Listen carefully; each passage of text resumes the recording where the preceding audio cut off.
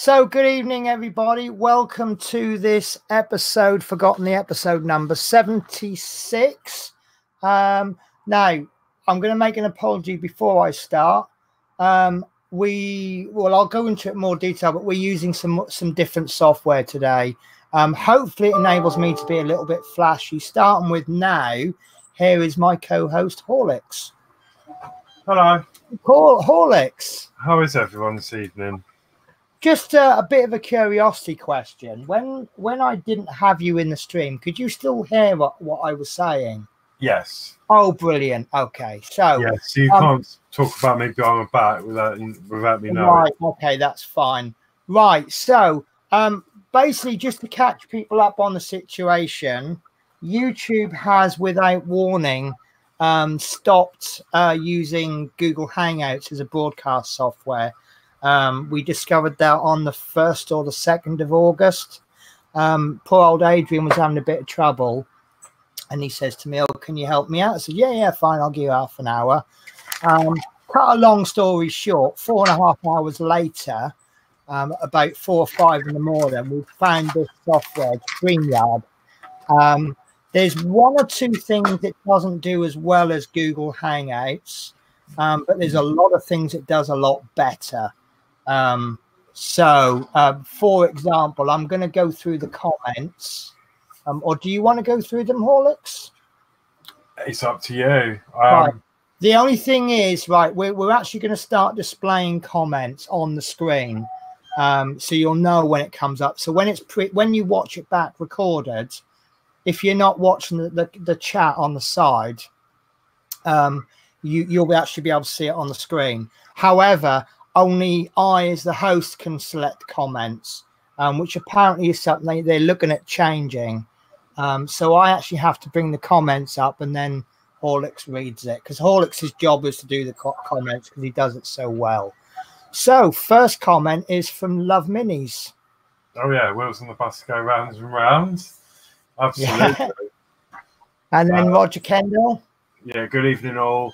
Still trying to fix battery box, and this is a replacement. Okay. And actually, that reminds me of something to bring up later on in the show as well. Yeah. I've soldered my battery box, and it seems to be holding up really well. But I'm really looking forward to the day when we attach the battery box to the bus. Next comment we've got is Caldecott Bus Spotters. Hi, Penny. And I'm very upset because that's not a picture of me by that bus. That looks like Colin Caldecott. So Adrian says, hi all. Hello, Adrian. And then we've got Fleetwood J. Hi, Penny, Alex, and Dave. I hope everyone is okay. Yeah, I'm good, thanks. I do also like the way these comments, it brings up your little logo. Next really one good. I'm going to have to answer. It's from P40F20. Hi all. Hey Penny. When are we going to see more of your other projects, R2D2? But I really am trying. It's fitting schedules in. I'm still trying to get used to the rota that I'm doing. Things like the R2D2 and the Flying Scotsman is going to be pre-recorded. I really can't do them live. I'm just trying to figure out a way of doing 3 pre-recorded videos a week minimum. But you know me, I like to try and get lots of videos made so that I'm like 3 or 4 weeks ahead. But I am trying. I'm trying to sort my whole place out. I'm on holiday from work 3rd week of September. So that's my deadline for getting everything sorted out. Whether I make it is another story. Next comment is from Steve Graham. Hi, everyone. Hello. And we've got Peter Whitlock. Hello, everyone. So are you guys liking these comments, the way we're doing them? Next one's from Love Minis again. Okay, yeah. Saying Penny and Adrian Langley, hi. Yeah. Next few comments is just people saying hi to people. We've got Dave Mill. Hi, everyone. Right. And then we've got Dave Say. Now, we did try to get Dave Say on the show tonight, but he seems to be having a struggle. This software is set up for laptops. So I'm assuming it didn't work on your other laptop, Dave. Because as I say, it should have done, because all the hard work happens on the client. So in theory, you should be able to use a really old ancient computer, and it should still work. Yeah. I mean, I actually tried with my mobile. Now I've got on before with a mobile, but it didn't work tonight. So, you know, I could actually put two of me on this stream by having, if I log in from 2 different places. Chris Davies says, hi, Penny. And Gordy Broger. Hello, Penny, Horlicks, and everyone. How are you, Stephen? He's also told us we're very professional. Very professional. I know, it's a bit too professional, I think. Yeah. Then we have another hi Horlicks from Chris, and then we've got Levi Otter. Hello, Levi. Trevor Rodway. Icon. Evening all, Trevor Rodway. And we've got P40F20. Cool. And I need to say thank you. You know why. Dave Mill. Dave Mill's been reading up on that new streaming software. What do you think? Do you think this means we might be able to get Dave Milne on the show again? There's every possibility. We never know. And then we've got Ian Martin. Good evening, Penny. Go on. Oh yeah, good evening, Penny. Peeps are talking about plastic outside panels on the bus. Do you guys know anything? No, I don't actually. Yeah, we've kind of made the assumption it's going to be metal panels, but that is, for me at least, that's an assumption. So when they come in, I mean, we know what's coming in the next couple of weeks because obviously we've got the magazines, but beyond that, without actually opening them, what I've noticed, I don't know if I'm making an assumption. The first 3, when you get your pack of 4 magazines, your first 3, you can tell what you're doing next week just by looking at the picture. And then obviously you've got the parts. But for some reason, when you get the 4th one, it seems so vague and you've got to wait 4 weeks before you actually get to see it. So you've got to sit there with a vague picture for 4 weeks. I know maybe it's just, you know. So Dan Simpson. Hello, everybody. And we've got our favourite dirty joke teller, Mark Knight. Good evening. Yeah. Yeah.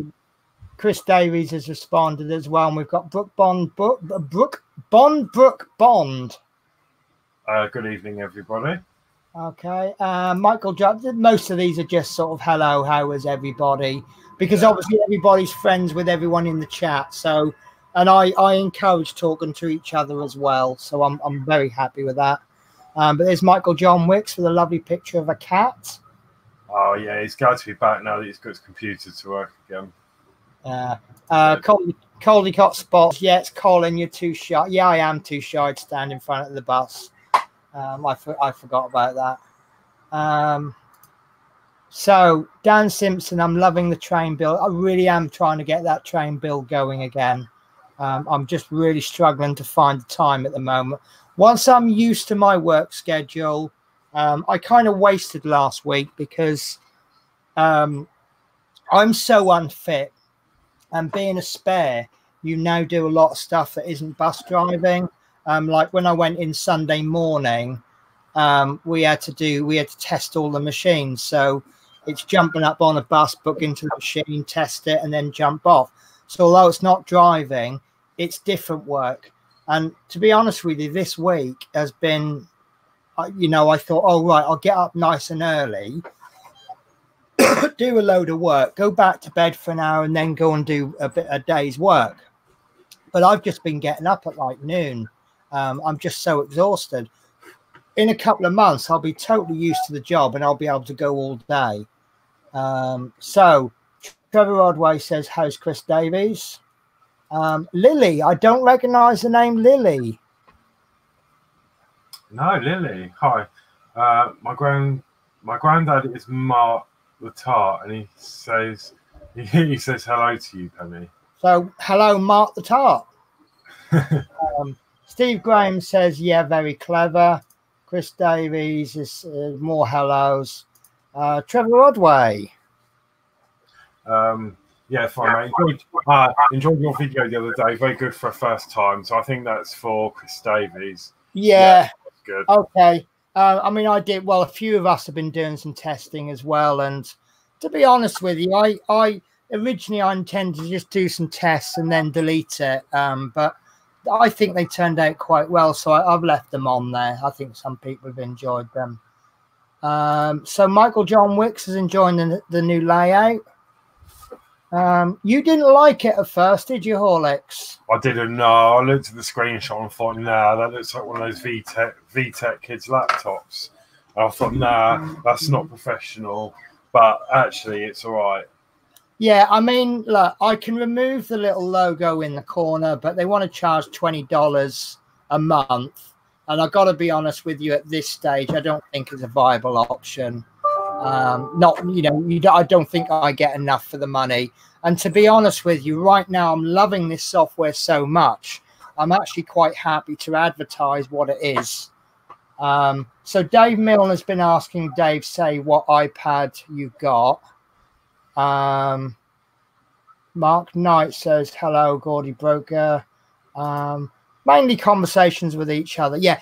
Chris Davies says, I love that you can bring the comments on screen. I used that as I could read comments easier. Of course, yeah, because if you've a little bit not able to see so much, the comments on the screen is a lot easier to read because it's bigger.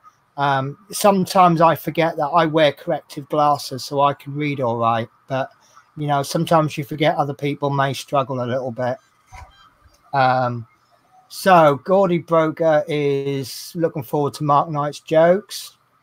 I think these comments are coming in faster than we can deal with them.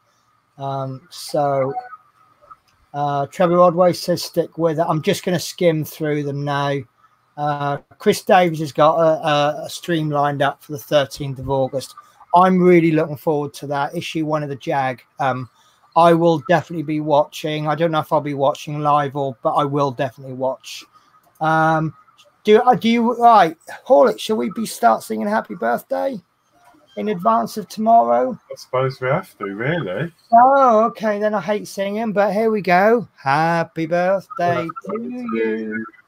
Happy birthday to you. Happy birthday, dear Matthew Borum. Happy birthday to you. Right, so we're getting there. We're getting there. The world, Trevor Rodway says, the world's tongue twister champion just got arrested. I hear they're going to give him a really tough sentence. Oh, that's awful. So I am skimming.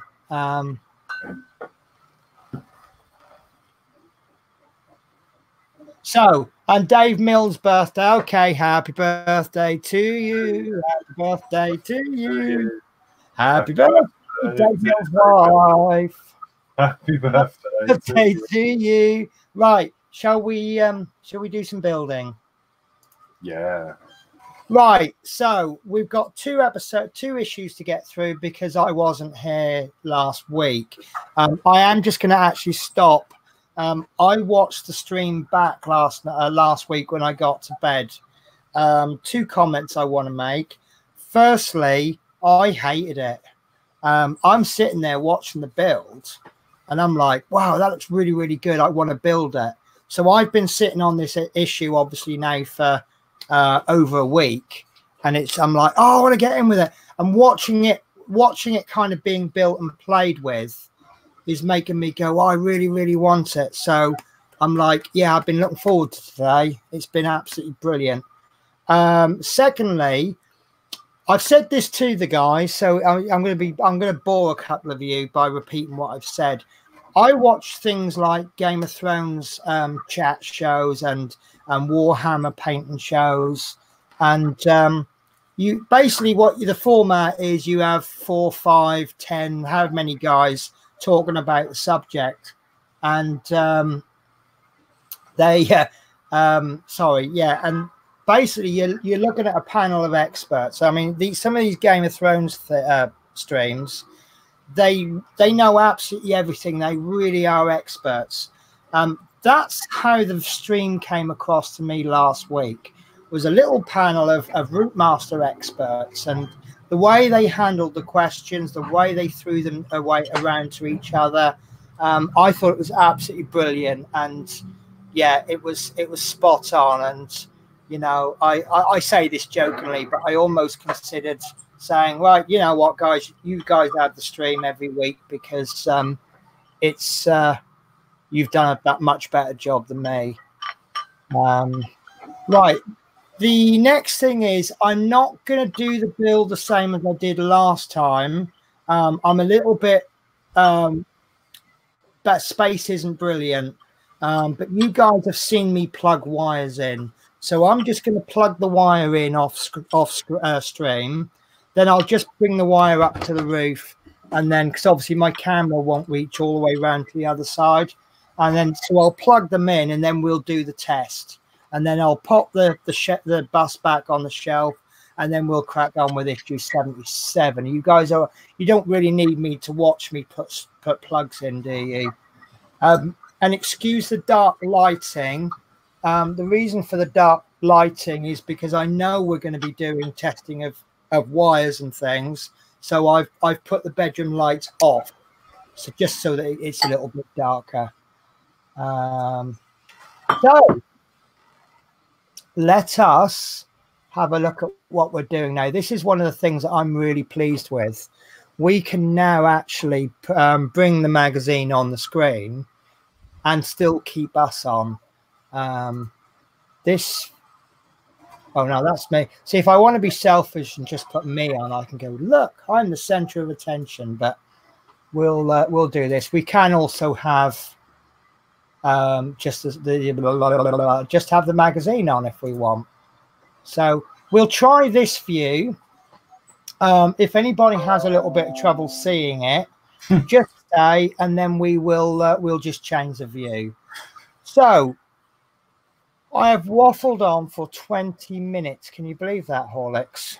Yeah, no, I've just seen a comment. Mark Knight says, Horlicks, you okay there? You look like you've got wind. No, I was trying to open. I've got a cheeky little value strawberry and lime cider, and I was trying to open the bottle with a pair of wire clippers. Right. So I've just found the comment. The idea is, if you mention a comment, I'll just go click and bring it up. But as you can see, I missed it. So one of the things I like about this, obviously you can't see it, but sometimes you try and get the chat ready, and then people start talking, and what it does, it scrolls it along. With my chat on here, it keeps it exactly where it is. So I can actually hold it, and I know where we're up to. So, Horlicks, what have we got? Right, so here we go. Upper deck lighting and other electrics. In this issue, we continue to fit the electrical connections, including the lighting for the upper deck and the rear lights. Okay, look at that. I've just found a really good view that I can play with. Right, so I'm getting me bits and bobs at the ready. And then Horlicks will hopefully go through the parts. Yeah. So obviously, as I mentioned last week, when working on the electrics, always make sure the power is turned off before you plug in any cables. Yeah. Something else I'm just going to say. Although Adrian did an absolutely wonderful job last week, I'm actually going to treat this as though Adrian didn't do it last week. And then that way you'll kind of get a repeat. And then, you know, I might have missed something that Adrian didn't, and vice versa, if that makes sense. Right. So. Right. So. Okay, so 76A. Yeah. Oh, should be cable N. Right. So cable N. We have got. I'll see if I can work this camera well. So nice little cable tie you get for it to help keep it nice. And I don't know what end to start from, so let's start from the plug. Let's start at the plug.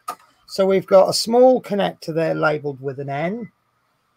Focus doesn't seem to be too good today, does it? I think I forgot to load up the camera software. I'm just going to try and be professional and keep it going until it loads up. Right, so along the next bit along, we've got a piece of circuit board with two LEDs. There's one, and then we've got a resistor and an LED. I can't obviously see what that is. Or sorry, what I mean by that is it's not obvious to me what that is, just looking at the colors.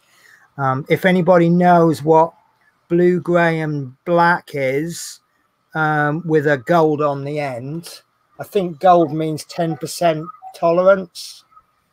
Right. I think I've just got my camera focus software come up. Just give me 1 sec, guys. You know I'm always saying that. I think that's my catchphrase now, isn't it? Give me a sec. Just give me a sec. There you go. That's a bit better, isn't it? See if I can turn the light out. Now that's a lot better, isn't it? So if anybody knows what those resistors are off the top of their head, or if they want to look them up, so that's fine. Right, so further along, we've got another circuit board with 3 LEDs. 1, 2, 3. And that resistor is, I think that's the same, blue, gray, black, but they put it the other way around. But it doesn't matter which way around you do a resistor, does it? As long as you put it correctly before or after the LED. Right. So then further along, we've got another piece of circuit board, and that's got 3 LEDs. And incidentally, the resistor is near the beginning. And that's the same resistor again by looks of it. And that's 1 LED resistor, LED, LED. Then we've got a 4th piece of circuit board, two LEDs. We've got 1 LED and another blue, gray, black resistor and LED. So I wonder, funny enough, these last 3 resistors are the opposite way to the first one. So I wonder if the first one, they, you know, or maybe they don't care in the factory, you know, or just chuck them on. I don't care, you know. Right. So then you've got a break there. So, and then you've got an LED on the end. I'm wondering whether that break is because the length of the wires, or, you know, maybe the way they can manufacture these LEDs and then it's just easier for them to put them on. I really don't know, but that's that part anyway. So I'm just going to try and put that back nicely. I suspect this is going to go on the top deck lighting. Yes. And I don't know what that one's going to be for. Maybe that's going to be an odd bulb. Oh, yeah, look, there's an odd bulb on the lower there. So maybe there'll be an odd one on the upper deck. Okay. So, yeah, right. So let me just get the screen. Right, so the next part is... Right, we've got 76B, and that's cable O. Cable O. Right, so cable O, pretty much the same as before, but much shorter. You've got 3 LEDs. They look like they're closer together. And that's got a resistor, blue, grey, black with a gold band. And that's just got a cable on the end labelled O. Okay. Brilliant. And that's a short one. Is that the brake lights? Did I think you said? Possibly. Officially, we don't know, do we? But no, I can't remember now. I think yeah. so. Right. Okay. And the last piece that we've got for this week. Yeah, 76C, and that's cable G. Right. Lovely. And that is 2 LED bulb. Well, let's start from the plug. So we've got cable G, with a small connector. That then becomes a splitter, and then we've got 2 cables in one.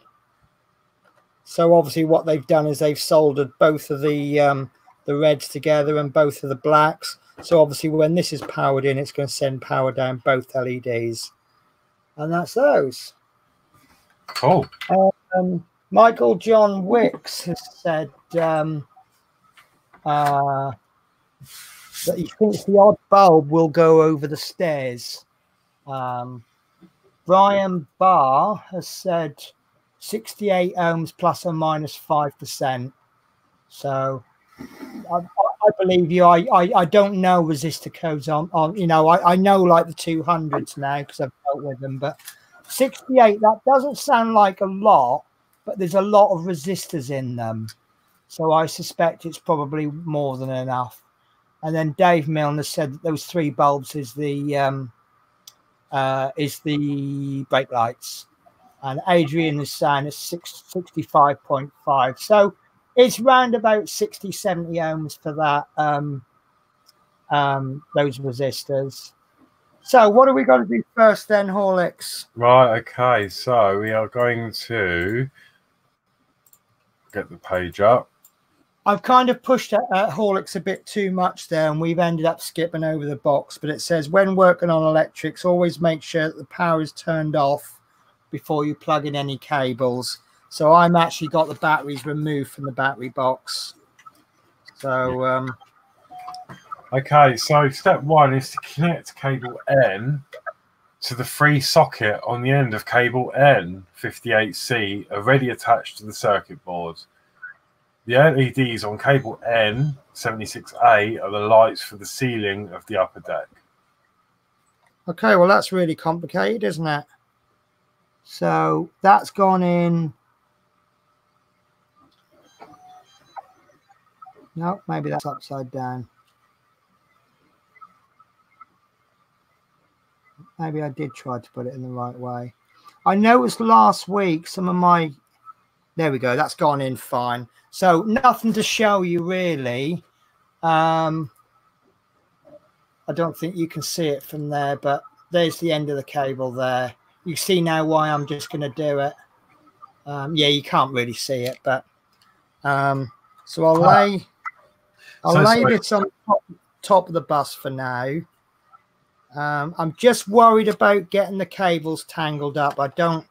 Because I don't know where the cables are actually going to go. I don't know whether to put it above that cable or below it or beside it or whatever, but they are... I don't suppose it's going to matter that much, as if you twist them around 15 times, it might make a difference. Right, so Bond said, instead of black to black, red to red, etc., the way my N wires connected ended up being the reverse in color to that described. Still works though. Has anyone else got that problem? Right, mine has done the same. So it's actually connected black to red and red to black. So we'll find out in a moment, won't we? Yeah. Okay. So step 2 is a picture there of the N cables. It says, after checking all of the connections are fitted securely, press the switch 38M to check that the LEDs illuminate on cable N76A. To see the glow effect better, darken the area where you are working. Excellent. Right, so we'll see what happens then. So all lights are turned off. I had some battery. Oh, do you know what? There we go. I put the batteries on my table before I put the bus on. So it's just pushed the batteries up. So I'm going to have to... it's a shame Horlicks can't deal with comments while I'm doing this, but never mind. So Mark Knight said, would masking tape help? Yeah, I will masking tape those particular lights to the top of the bus until we get to a point where they get in the way. And then Fighter Sweep has said, evening all, I'm late again as usual. Right, so so let's switch on and right, we know it works. So how are we switching these lights on? You want the left-hand switch in the cab, driver's cab. Right, lovely. Do you know what? I turned my bedroom light back on again, haven't I? I didn't even notice I'd done it. I must have done it instinctively. There we go. That's better, isn't it? Now I can't see where I'm going, but right. So right-hand switch in the cab. Oh, sorry. Brilliant. Dave says he thinks he sorted it. Could you accept? No, because you're not on. Okay. You haven't clicked the link, Dave. Right. So yeah, there's my upstairs. Well, oh, does that look a bit? Oh no, that's fine. Yeah, they look really, really good. I'm happy with those. So we've got a total of 1, 2, 3, 4, 5, 6, 7, 8, 9, 10, 11. And there's one on the end. So that makes 12. They look a little bit diffused on screen. I can actually see the filament, but these have got little diffusers on, haven't they? So they will diffuse in when they're actually put in. Yeah. So yeah, I'm happy with those. Really good. It's beginning to look a lot like Christmas. Right, so switch those off. I'm assuming the next stage is to do you know what, right? You were talking before, I can't remember which stream it was, but you were saying about your switch. Some people it just slides, but yours actually clicks. Yeah. And you think it might be because you tightened that switch in really tight? Well, possibly, because I tried to, when I did my issue, when I screwed the switch in from this side, there was still like loads of it got tight, and I didn't, to a point where I didn't want to force it, but I looked and it was still really loose. So mine actually does click. Yeah, and it does feel slightly loose. It feels ever so slightly loose. I could probably get another screw on it, but it does actually click. Yeah, I'm all right with that.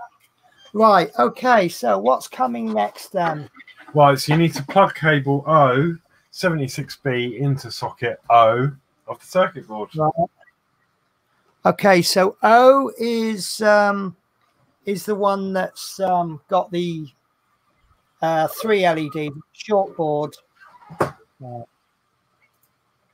So it's a short board with 3 LEDs. And I'm sorry, guys, I've been a bit short-sighted in planning this. I'm going to have to turn the... Oh, hang on, I might get away with this one. Right. So I'm going to have to get on my hands and knees for this. What have I done with those tweezers? Well, Adrian Langley suggested that he said he would tape them on the side of the bus. Yeah, I did spot those. Yeah, Mark's Knight says that he thinks the lights look better diffused. You know, I'm gonna have to get my torch. Sorry, guys, I really can't see very well in the dark.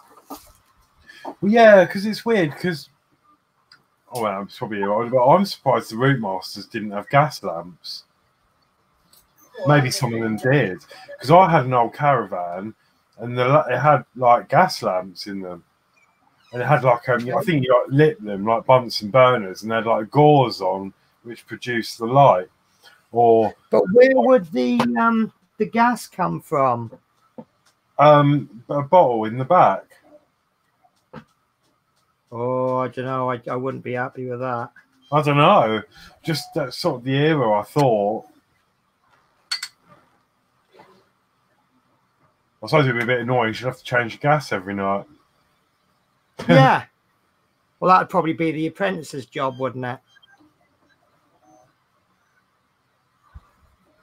Do you know what? I just really can't see. It's not the light so much now. It's my eyesight. But I've got a pair of pliers because I can't find tweezers. And to be honest with you, there we go. It's so much easier with pliers. So, right, I'll show you what I've done. I've got my pliers. Right, where are we? So I've got my pliers and I held the wire in there, and I've actually had a look at the connection first. If you look at the connection, it's not dead in the center. It's either at near the bottom or at the top. So you have a little look at the connection and see where the wires are. And I noticed that the connection points are lower down. So then I got the pliers like that, trying to grip as much of the wire as I can and putting the point of the pliers there, and pushed it in that way. And that went in an absolute breeze.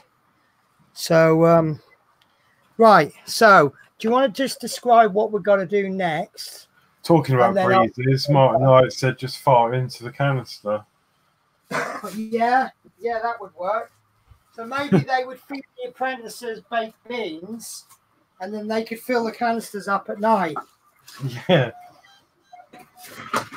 Right. So what do we got next then, Horlicks? Right, so step 4.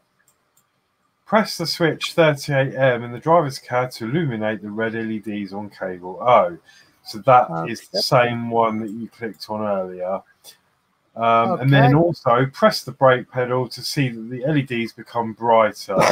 These are the rear lights, which also act as brake lights.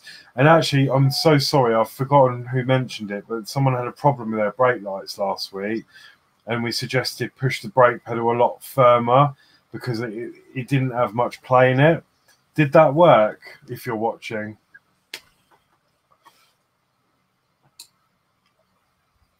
Right, you're going to love this. Right, so there are my 3 LEDs. You clearly see they're red. I don't know if this will show up too well on stream, but there you go. Now, I do remember something that you said on stream. The problem, I think, is, are you happy with those lights, by the way? Yeah, they look good, don't they? 2 things to do at once. First thing I need to do is to say a big, big thank you to Harvey De Niro, who's just joined us. This is the guy that I discovered streaming with StreamYard. If it wasn't for Harvey De Niro, we probably wouldn't have a stream tonight because I wouldn't have discovered StreamYard. So if you could all give him a little thank you, it'd be really, really appreciated. So secondly, and I'm going to have to do this demonstrating. Oh,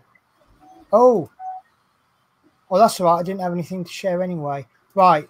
Sorry, bear with me a sec. You know I'm not really quick. Right. So the way the brake pedal works in a normal real life bus, let me turn those off. Don't want to waste my batteries, do we? In a real life bus, your pedal comes up and you push it down with your toes. So that's the natural action of your foot, isn't it? Now, they've designed this brake pedal so it comes up and it looks like the brake pedal. So it's natural to want to push it down like that, isn't it? Unfortunately, all that's going to do is break it. What you need to do is unnaturally push it down like that. That's how you make it work. Not like that as you want to do, like that. If that makes so, you gotta. And now, obviously, because we've got the cabin, we've got a lot less space. I'll see if I can move this over.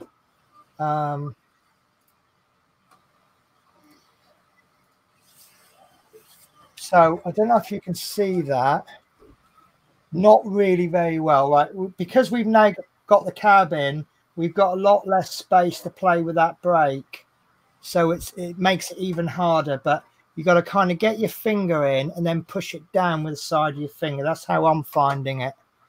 And if you push it the wrong way, you'll hear a click. And I think that's where it's, in fact, actually, if I switch the bus on,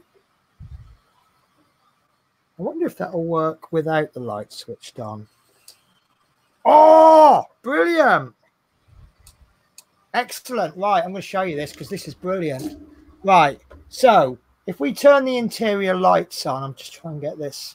Right, so there's my brake lights there. If I turn the interior lights on, the lights come on as normal nighttime driving lights. And then there it is with the brakes. If we turn the interior lights off, like that, and then press the brake, you see they come on? Yeah. Now that's only a little tiny thing, but I like that. You haven't got to have your lights on. Am I right in thinking the headlights come on as well? Did I switch it off again? Yeah. So you haven't got to, because obviously in real life, if you had in the daytime, you might not have your lights on. So so yeah, so the brake lights are working in all lighting conditions. So Harvey De Niro says he feels humbled. Thanks again. It's not a problem, but we just honestly, though, I honestly feel, I mean, maybe I would have discovered it. Yeah, maybe we would have discovered it if it hadn't been for you, but we discovered it on the night. And yeah, so thank you very much. So Mark Knight says if you push it the wrong way, you'll hear more than a brake. I think you'll hear a snap actually if you press it the wrong way. So I'm guessing we've got a bit more to do. We do. So, oh, and bear with me a sec. I'm not organised. So while you do that, I'll just respond to this comment. Harvey De Niro says the Route Master was the best bus ever. Even servicing it was a piece of cake. I'm not a mechanic, but I got told that the buses are easy to maintain because everything in it is bigger, which means the spaces are bigger as well. And with the Route Master being a much simpler bus, you know, you didn't have all of this catalytic converter and electronics for this, that, and the other. Obviously, everything would be, it's like the old TVs. Every single part is essential. They haven't got fancy bits in, so it's all nice and simple. And didn't all have like drop off bits. You know, if you need to do something, you just drop it off, put a new one on, and then fix the part off the bus, which obviously makes it easier as well. So, say that again, Horlick. Sorry, place plug cable. Right. I haven't done it yet. Right, so yeah, plug cable G 76C into the socket G on the circuit board 59E. Okay, that's interesting because I thought there was only one plug left on the circuit board 3, which we've now filled with the O cable, but obviously there won't be. So I will try and plug that in if I can find the spare socket. So where is it roughly? It's the bottom right-hand corner. I see it now. Right where there's about 400 wires crisscrossing over. Yeah, it's actually obscured by the label for wire number D, for me anyway. So if I just pull that label out, yeah, there it is. So looking at the pins are actually, so you actually want it. Oh, sorry. Can't see a thing. I haven't put my glasses back on. So you actually want this bit there. You see where the pins are closer to the bottom? You want those pointing to the back of the bus. And that should hopefully do the job. So let's see if my theory works. Oh, straight in, no problems. So, right, if you want to just describe what we're doing next then, and I'll go and turn the lights out. Baby, when the lights go out, everything. Well, anyway. Yeah, step 6, press switch 38M so that you can see the 2 flashing LEDs on cable G76C. These are indicators. Right. I've just got to catch up with you because I'm trying to read from my instructions. Right. Press switch 38M. Oh, where's that then? That is the same switch we've used for the last 2 steps. Is it really? Okay, right. I'm sorry, guys. It's pitch black. I can't find the wires that I've just plugged in.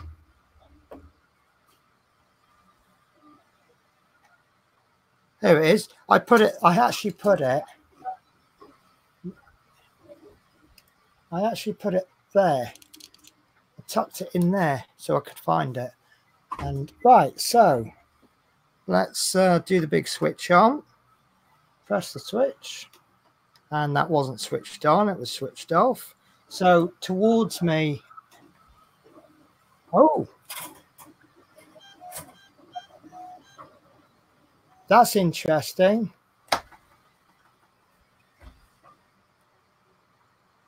So I'm interested to know how that's going to work out. Is it just going to be flashing indicators?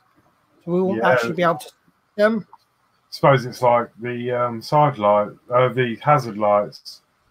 Right. And I'm wondering actually if there's going to be more indicators because I can't see these fitting. How many indicators are there on the back? Is there 2? Yeah, I think so. Just the 2. Sorry, just 2. Okay, I can't see how this is going to reach round because it's not even as long as the brake lights. So I don't know. I'm interested to know where they're going to go because they're only that you can see that the 3rd brake light is actually a little bit longer. You can't see it, but is actually a little bit longer. So that's interesting. Hello? That's interesting, I think. Mark Knight is asking, do I use the force to turn the lights out? No, I use a clever tactic called distraction.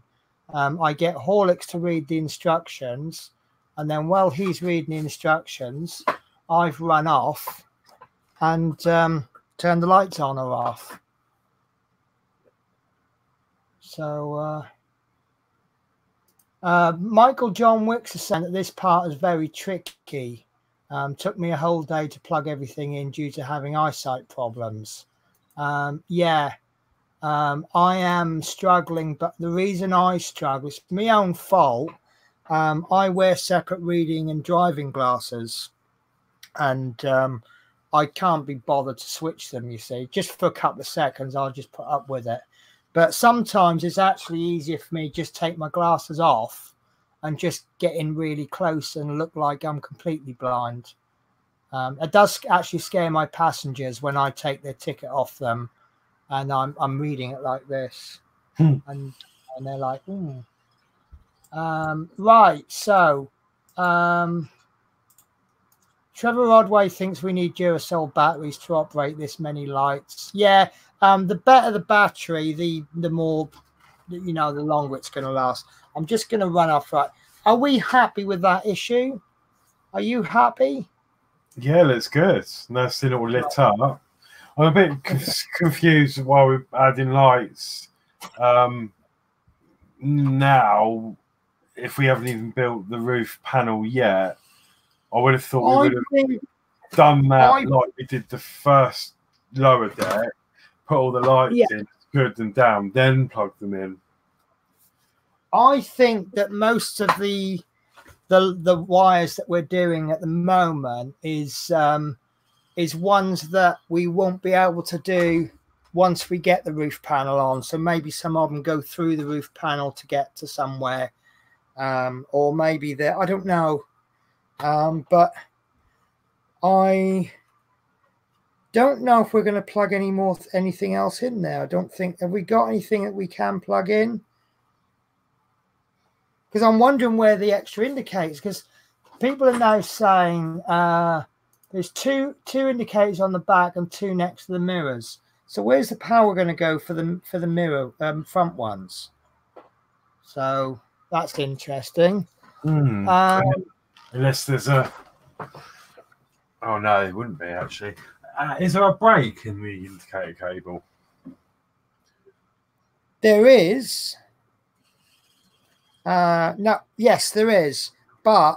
So maybe later on we'll upload that and put something in between them. Well, they don't often do that, do they? They don't normally do that. So I don't know. I mean, we could sit here and speculate all night, but generally the answer is wait till you actually get it, really. Yeah. Trevor Rodway, my lips aren't moving today. Trevor Rodway says, is there a number plate light? I don't think there will be. We've got two LED boards, but we think they're going to be for the numbers. The destination numbers.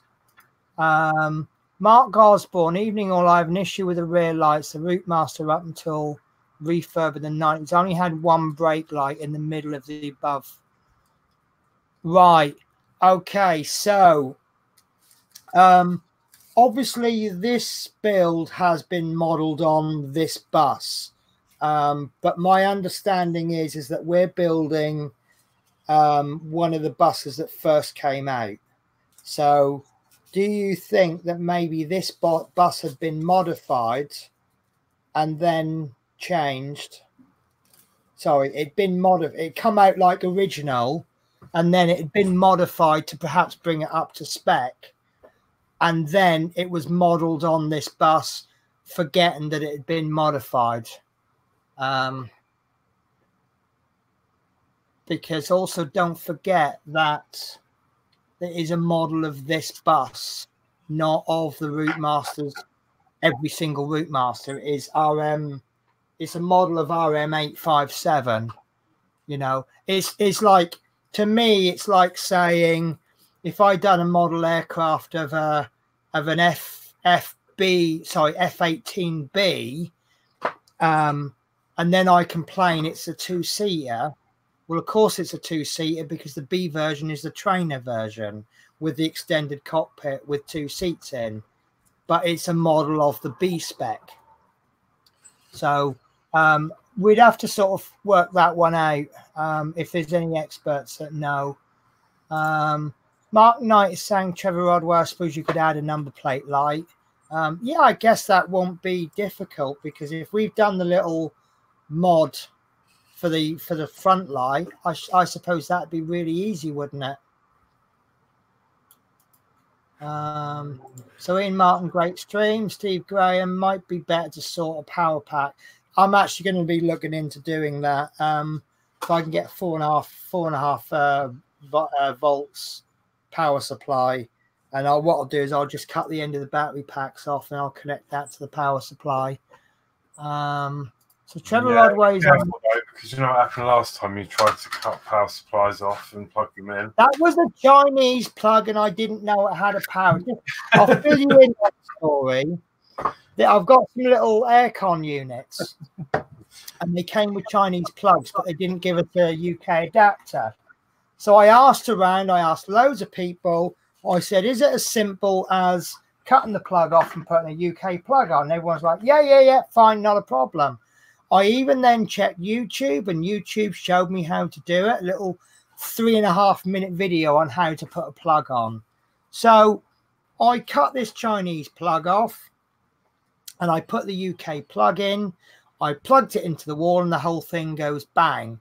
Because what I didn't realize was this has actually got, what do you call it? It downgrades the electric transformer built into the plug. So by cutting the plug off, what I'd done is sent 240 volts through a 6-volt machine. And that's why it doesn't work. But I've learned a lesson from that. And now I have a plug that's got all the wiring to make a transformer. So I could actually make my own 6-volt supply. And then if I can then take it a step further and figure out, what exactly makes it 6 volts rather than 9 volts or 1 volt or 100. Maybe I can. I've learned to make my own transformers. So there is a all right. It cost me a £20 lesson, but you know I've learned. So right. Trevor Ordway's only on 53 at the moment, so not sure what's ahead. Dave Milne says that might be annoying having flashing lights. On the one hand, I would agree it is a bit annoying to have flashing lights, but then on the other hand, I think whatever they include with this model, there will always be people say, well, it could have had that as well, and it could have had this. And where do you stop? You know, it's only so much budget they're going to have. You know, you can't expect more for your money than you're actually paying. So yeah. So Fleetwood J saying the reason why we have splitters is to add a further electrics at a later date. Yeah, that's feasible. I wish you could do these comments because I could be getting my bus on the shelf then, couldn't I? So apparently there are batteries that are better than Duracell, a lot cheaper and they last longer. Trouble is I can't remember the name of them. Yes, I call them rechargeable batteries. They're more expensive, but by the time you charge them so many times, they work out cheaper.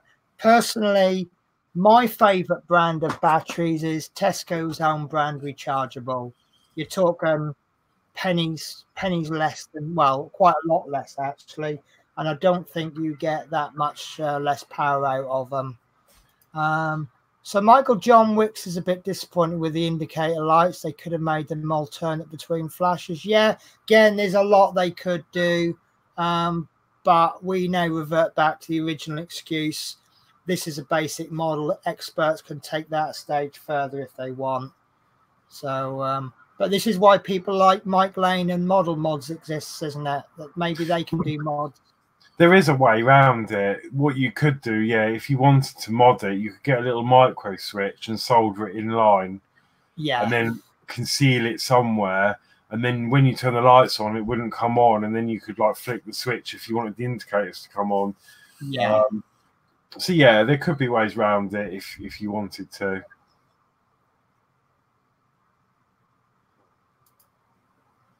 Oh, Mark Knight's just come out with a terrible joke. I'll let you read that one. I'm pretty much just skimming through because most of them are just like comments. But yeah, Chinese meal at Chinese restaurant said to the waiter, "Excuse me, this steak is rubbery." He replied, "Oh, thank you very much." Trevor Rodway says, "Is the total voltage 4.5?" I say yes, based on a battery being 1.5 volts, and there's 3 of them. So three 1.5s is 4.5. So what I would probably do, I mean, obviously don't do it, but I would, for mine, I've got like, because you may have seen on my shelf before, I've got the Lego model down here, and I put lights on it. And I've got like a USB hub hiding in this unit for USB powered things. So I would probably put a USB cable on mine. Yeah. And give it 5 volts, because 0.5 of a volt I don't think it's going to do any damage because of all the resistors there. So that may be a route I will go down. I might even go as far as to looking into 3D printing some fake batteries and attaching terminals to the ends. Okay, so, then have a wire go through them or something. Yeah, so I can plug it in and then give it the power. I don't know yet, but that's what I'm aiming for. Right. So, am I drunk? No. So, I mean, you're a little bit more of an expert with electronics than I am, or there's things that you know that I don't know. So, yeah, I mean, obviously, with something as expensive as this, I personally wouldn't start doing stuff I don't know about. When I'm doing all these little projects like the Aurorine stuff, I'll give it a go. and then hopefully I'll learn from it. Or if like I'll get my breadboard out and I'll play with all the electronics and I'll see what happens. And you know, I've done some really, you know me, I like to sort of push things to over the limit. So you know, one of the first things I did was you know, these LEDs are like a penny each that I'm buying. So I've got no problems going, oh, I wonder how much voltage it'll take before it blows. So I'll ram a load of voltage through and go, yep, it can't take 30 volts, you know, and you kind of know, but it gives you an idea of limits then, doesn't it? And as long as you're learning from it. So Mark Knight says, when I want to go for a pee, do I say, excuse me, I've just got to go and spend a me? I tried to actually not say anything. I tried to make an excuse for disappearing. Chris Davies is asking, are you drunk, Horlicks? No, as Mark said, I am quite tired. There's been quite a few late nights this week, hasn't there, Penny? In preparation for other things. Yeah, we're working on a fantastic project to follow the orrery, which we will probably unveil this Saturday, won't we? Yes. And I'm just feeling a bit downhearted at the minute because I've tried to print something earlier and it's gone like spaghetti. Oh. And I've just had to cancel this print that's been going for 2 hours, and that's just done the same thing. Oh no! So I'm not quite sure how I'm going to print a certain part, so I'm going to have to ask Penny's expertise after the show. Okay, well, you know, I will always give as much as information as I can, which isn't always that much, is it? No, but you have done this part, so. Right, okay. Right, really useful there. Brian BS has given us the codes for the resistors. Now, in a very brief explanation, when you get a resistor, it'll have a load of bands on. Now, for a 4-band resistor, you ignore the last one for the moment. The first 3 will give you oh, is it? No, there's multipliers. Is it with a 3-band? The first 2 are telling you what it is, and then it multiplies it. So, for example, if you've got a brown and an orange, that's 1 and 3, so that's 13. If you then use a multiplier of, say, 10, it makes 130. If you add a multiplier of 100, it's 1,000, or whatever. Yeah, 1,030. 1,300 even. So basically what we've got there is, if I remember the colors, is it blue, brown, and black? So blue is 6, brown is 1. No, it was grey. It was grey. So you've got 6 and 8. Then you've got black. Black is the hundreds.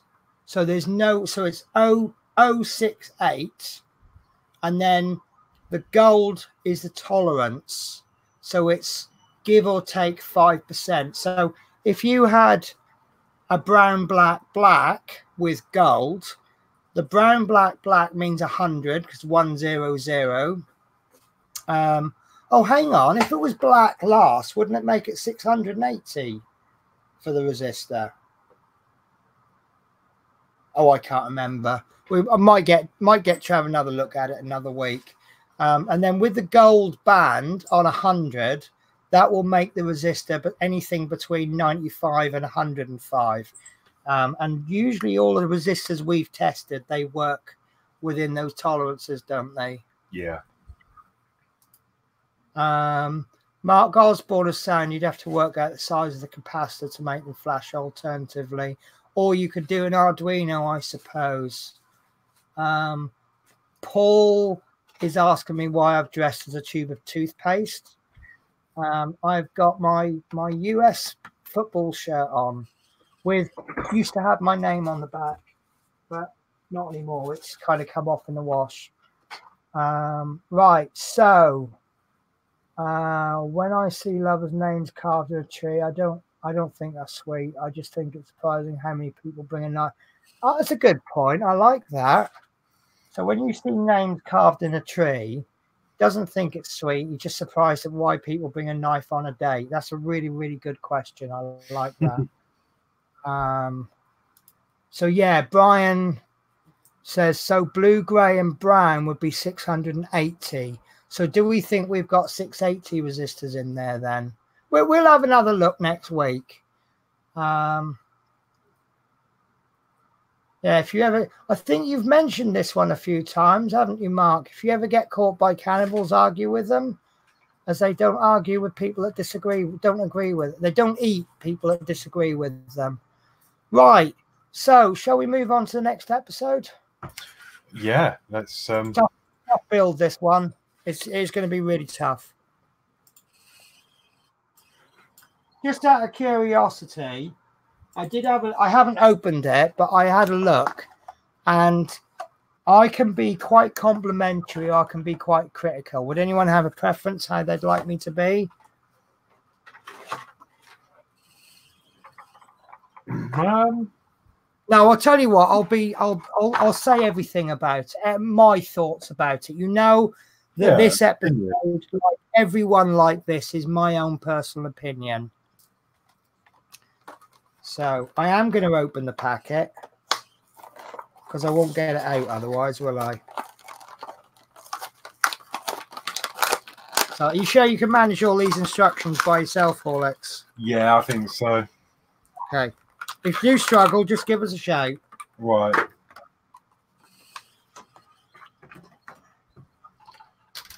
Okay, say when you're ready.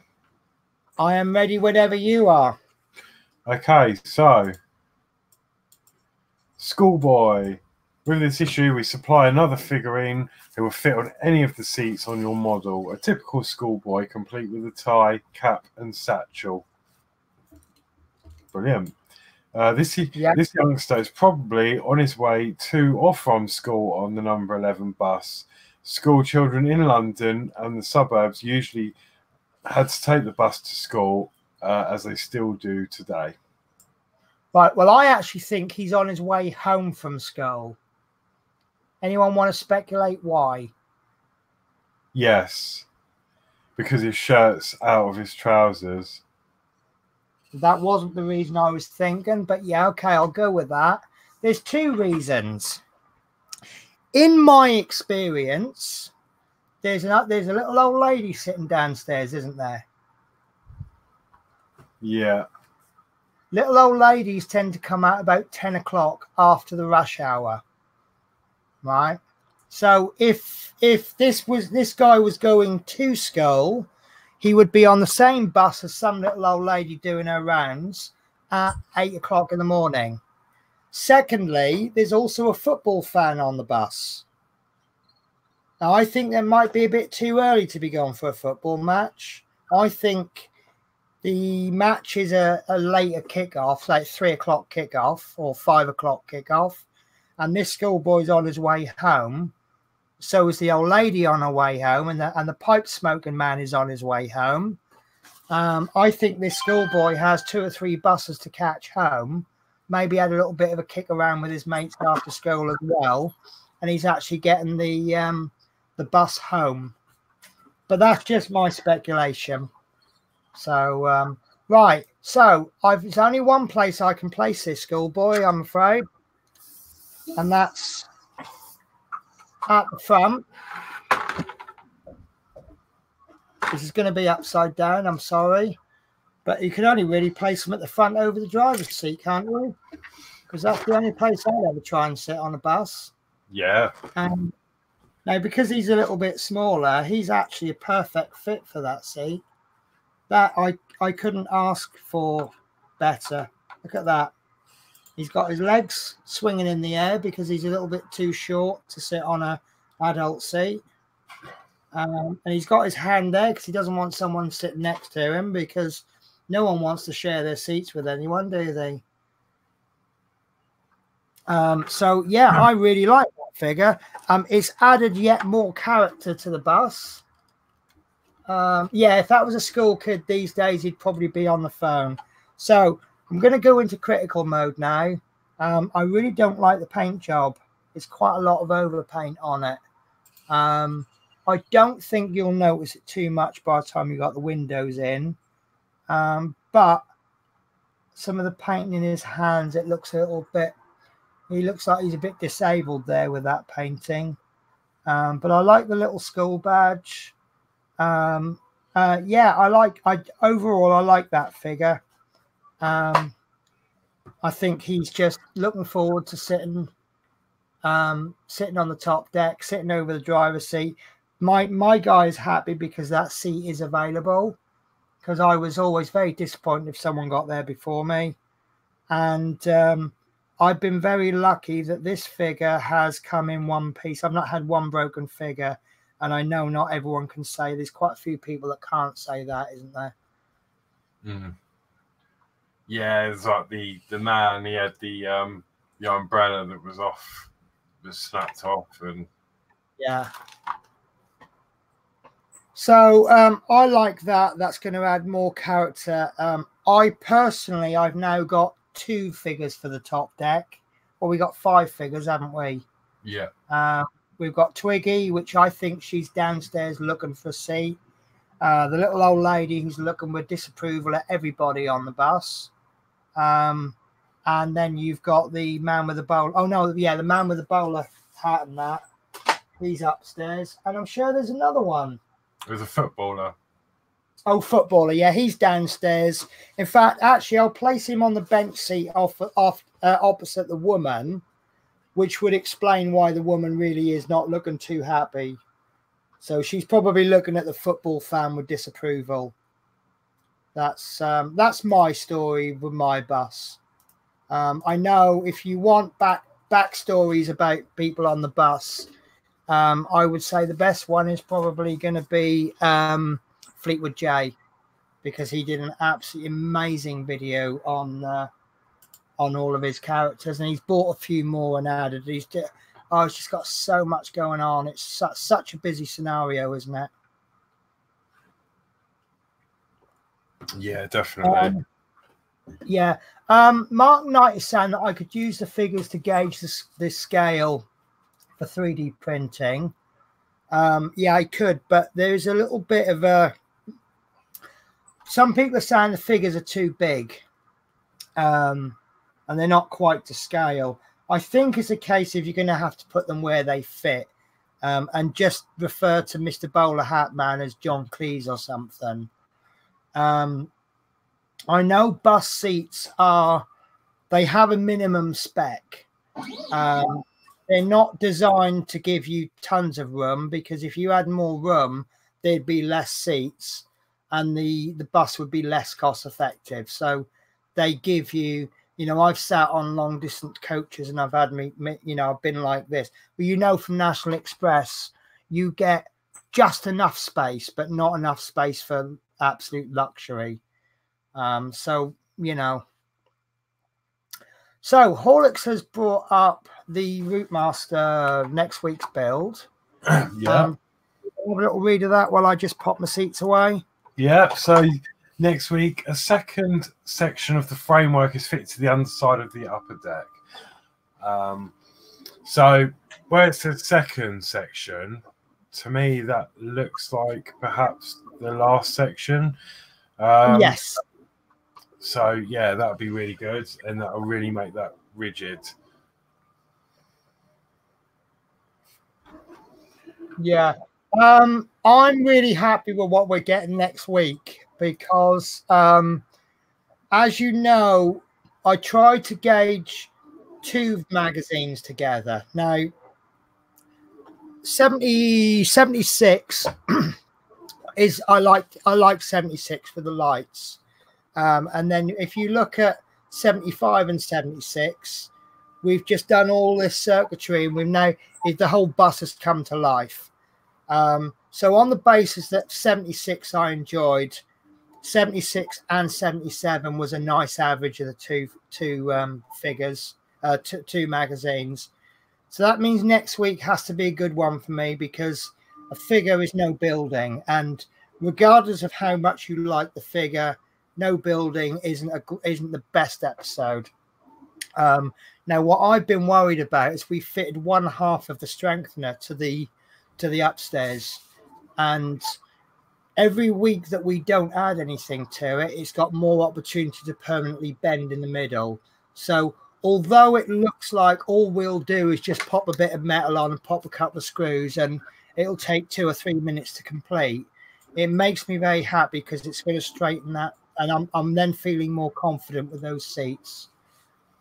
So yeah, I'm really happy with that. So it will be an easy episode, but it's a really important episode. And then if you average this week's with next week, I'll be happy with that average.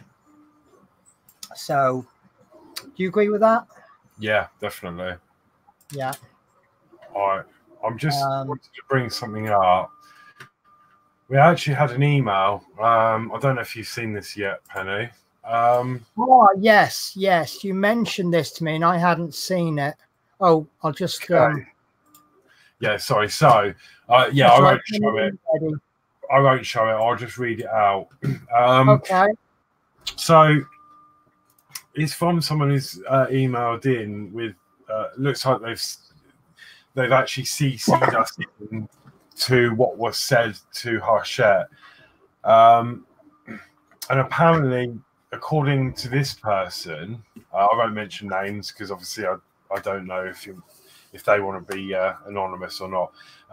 But they found that the front top deck part in issue 78 has a casting flaw in the part that is crack in part, so it won't line up properly with the top deck part from 74. As a result, do all these parts have this crack in them, or was it just mine?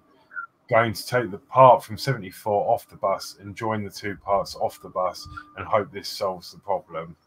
So yeah, I don't know if anyone who's doing the subscriptions, I don't know whether they've got 78 yet and can confirm if there's a problem with the top deck part. Right. In the interest of this show, I have got 78. I could go and get it. Obviously, it would spoil surprise for next week. But if that's... It really depends on you guys. If you want me to open it, I will open it and we'll have a look. Or I'll just... I'll leave it for a surprise for next week. So... everyone knows 40 is a new 30, but the police officer giving me a speed, couldn't give me a speeding ticket. Couldn't be persuaded. So here comes the inevitable question. How's the puppy? Have you taught her how to beg yet? I tried it with my dog, took it into town, kept asking people for spare change. No, she's good. Obviously, she's getting really naughty now.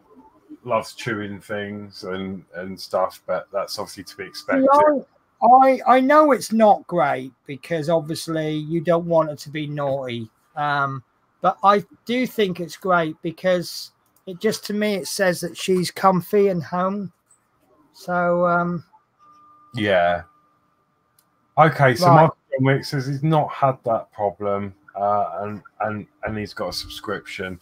So yeah, perhaps it's the person that's emailed us in. I don't quite understand because obviously I'm nowhere near 78.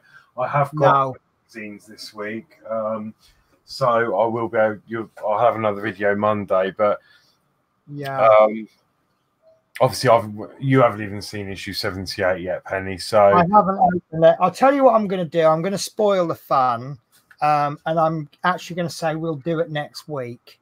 It looks like it's going to be a short build next week, so I think we'll have plenty of time to discuss it. And if mine doesn't fit, then okay, fine. I'll have to contact them, say I need a replacement, or obviously we'll look into things. It might be that there is a problem, but I can figure a way around it, or you can figure a way around it. Yeah. But yeah, I mean, look, we've got 40 minutes left on this show, and I do anticipate there is a slight chance that next week I could be late, although it's very doubtful. I should be on time, but obviously we're not. We could probably theoretically do the show in half an hour next week, no problems, because it's going to be. I think it's going to be a short build, isn't it?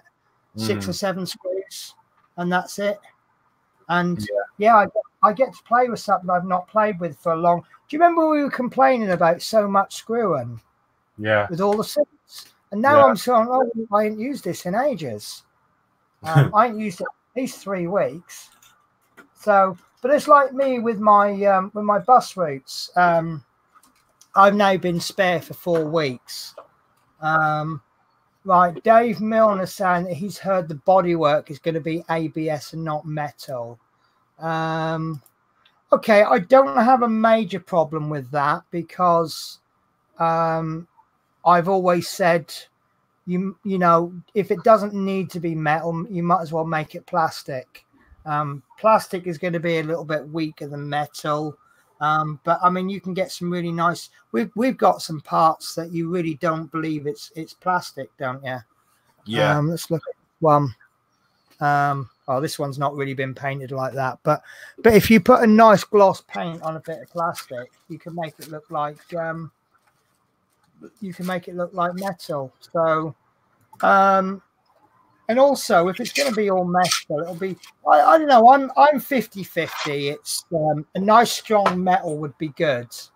And it'll be a lot sturdier if you accidentally pick it up sideways. You know, imagine if you slipped and you caught it. You know, you put too much pressure on the side, you could break it. So, yeah, I don't know. I think it's all good. But I've not had a problem. Well, yeah, no, I've not been unhappy with this build once, have I? Have I? I don't think so. No, I don't think I have. Only when the figurines arrive for the first. But I warmed up to them because obviously I'm doing Build the Route Master and it's, but actually now we've got a few figures. Yeah, I just think it's added so much character to it. So yeah, I was a bit miserable with the figures, but yeah, no, I'm good with them. Right, so Chris Davies says you can have a good screw, Penny, and Mark John Wick says I bet you missed the screwing. Actually, the other evening, Penny did offer me a screw. Yeah, I actually have offered you a lot of screws, haven't I? Yeah, so that's all good. We're going to have to explain that one, aren't we? Right. We are working on the next project to follow the orrery on Saturday. As you all know, we're building the orrery. Because we're trying to price it as low as we can. We're buying electronics and things from Banggood because they're much, much cheaper. But the downside is they take up to 4 weeks to arrive. So... but there's actually going to be a hell of a lot of screws involved. And I mean a lot of screws. But some of the screws, you need like 2 or 3 screws. Now, I like to buy my screws in packs of 50 because they might be like £1 for 5, £1 5p for 20. And they're like £1.99 for 50. So you know, to go from 10 to 50, 50 screws costs about 50 pence more than 10. So I like to buy 50. Mine came today, and this isn't even half of them. Yeah. So, it's going to be a really good project, but there is a lot of screws involved, as Penny just said. Obviously, this probably isn't even a quarter of them, actually, is it? No. But you see, what we're doing... Mail. Yours came in a massive box from DPD. That's the screws. Most of them I got bags of 50. There were a few that were quite expensive, and we bought like 4 or 5. But what we've decided to do is, like, let's say you need 10 screws and I've bought a bag of 50. All I've done is I've taken 10 out and then obviously I'm going to send them to Horlicks. But these are most of the screws. This bag, there's bags of bags in there. But yeah, we've just so yeah, what we're going to be doing is this coming Saturday, we're going to be introducing the project, because what we need to do is tell you 4 weeks in advance. So this Saturday, we'll tell you what you need to do to complete issue 1. And then the next week, it will be 1 and 2. And then once we're doing episode 1, we'll be saying, right, guys, these are the parts you need to print for episode 2. And these are the parts you need to order for episode 5.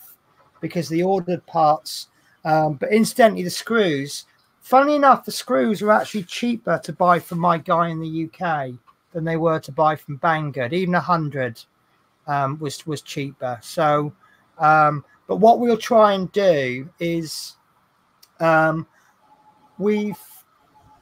the orrery, we said we wanted to keep it to about £10 or £15 a week. But the problem with the orrery was there were so many parts you needed to buy right at the beginning. And then you probably noticed the last few weeks, we've not really spent any money, but we spent like 60 quid in week 1 and then nothing for the next 4, 5, 6, 7, 8 weeks. This project we've managed to organize a bit better, and we're going to make it less than £15 a week average, but we're not going to spend more than £20 a week. And what we'll do is we'll have a big budget, so it will average £15 a week.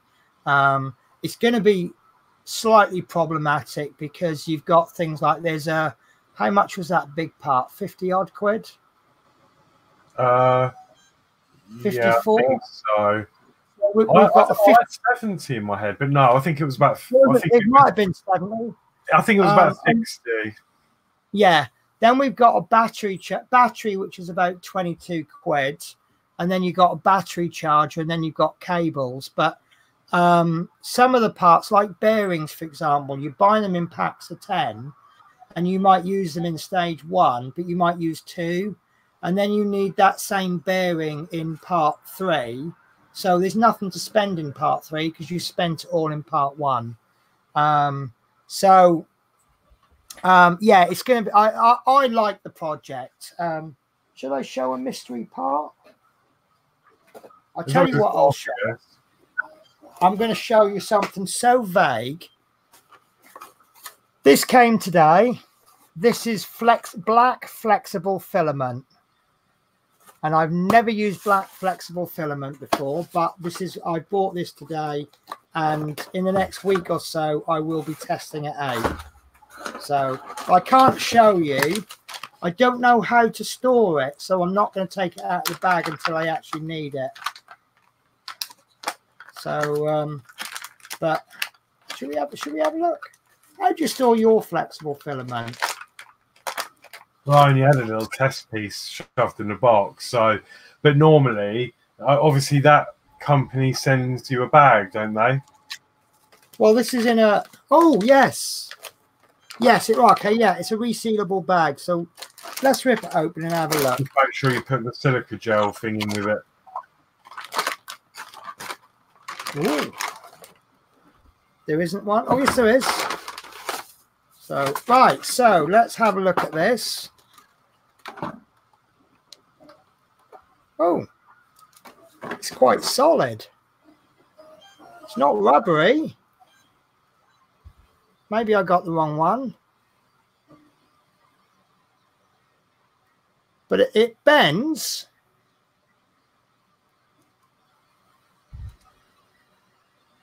Oh, hang on. This, right, I haven't got, it's flexible, but it's not stretchy. This bit on the end is quite stiff. I think it's kind of got a bit fed up with being stuck there. So I think that'll be good enough to try. Mine is stretchy. Yeah, mine's not. Yeah, I might have bought the wrong filament then. But you know, I mean, it's flexible, so I don't think it'll be a problem. Yeah, I mean, look, you can't do this with. Hang on, let me find a white background. Right, you can't do this with normal PLA, can you? No. So, I mean, maybe the properties change once it's been heated up. So, but that's all right because that looks like it's going to be stiff enough to. Because I thought I'd have to buy a new extruder because the way they describe. Actually, I'll describe this. I was watching a program today on the Vulcan bomber mission on the Falklands, and they were talking about the air-to-air refueling, and they said that air-to-air refueling is like it's like trying to push a warm piece of spaghetti up a cat's ass, which is pretty much what it's like doing filament. It shouldn't be stiff at one end because it's flexible. It should be quite rubbery. Normal PLA. There you go. Look, this is normal PLA, and look, if you try to bend it, it ruins it. You can't bend. But see, this is like look, it's snapped in half. You won't get that with flexible filament. But I might have bought the wrong one. I want rubbery one. But yeah, that's the only clue we'll give you about the project. But watch on Saturday. We will introduce the project Saturday. We will obviously be getting on with the Ori. I'm just I think we're quite similar, aren't we? We want to get that done now, don't we? Because we've had that many problems with it. Yeah. So, but yeah, it's we want to get it done, and we're really happy with it, but we just want to get it finished, and then we'll get on. But this next one is going to be a really, really long project. But that's mainly because it comes with accessories, lots of accessories. So just seeing a few comments further up. So Brian's part 78 is broken as well. Right. Also, Ian Martin says, have you guys shown 78 issue yet? As it did found another is split. So there does seem to be a few people with the same problem. Right. Right. Have we shown 70? No. Ian, we're doing 78 next week because next week is the normal week to do 78. We've done 76 as a catch-up and 77. It's worked out quite nice, actually, because if I had two complicated issues, I'd probably do one issue and then do some of the next and then finish it off next week with next week's issue. But, yeah, no, we're not going to get ahead of ourselves. We'll just do catch up. Chris Davies has asked me to discuss. Chris Davies is going to be starting to do his Jaguar build. If you're interested in that, subscribe to his channel. He's actually looking for a co-host. Now, I've said that I'm quite happy to do it. But I don't really want to commit to every single week because I've had problems before. And if I start committing to 3 live streams a week, 4 live streams, you know, and I mean, poor old Adrian, I've accidentally mucked him about left, right, and centre sometimes. So one prospect that we discussed is maybe getting 4 co-hosts and having one come on every 4 weeks. So if anyone is interested in helping Chris Davies out, he's interested in listening. So Mark Knight says James Brunton tends to use Ninja Flex. Yeah, I was originally going to buy Ninja Flex, but this one looked a bit cheaper and it's filamentum. So I know it's a good, it'll be a good filament for, I mean, let's see what it looks like when I print with it. But it looks like it could be a good beginner flexible filament because it looks the way that the extruder works is you've got you've got the roll coming this way, you've got a little feeder wheel, and then that pushes it into a hole. Now, if the pressure is too much, it'll kink and it'll just end up coming all out the top.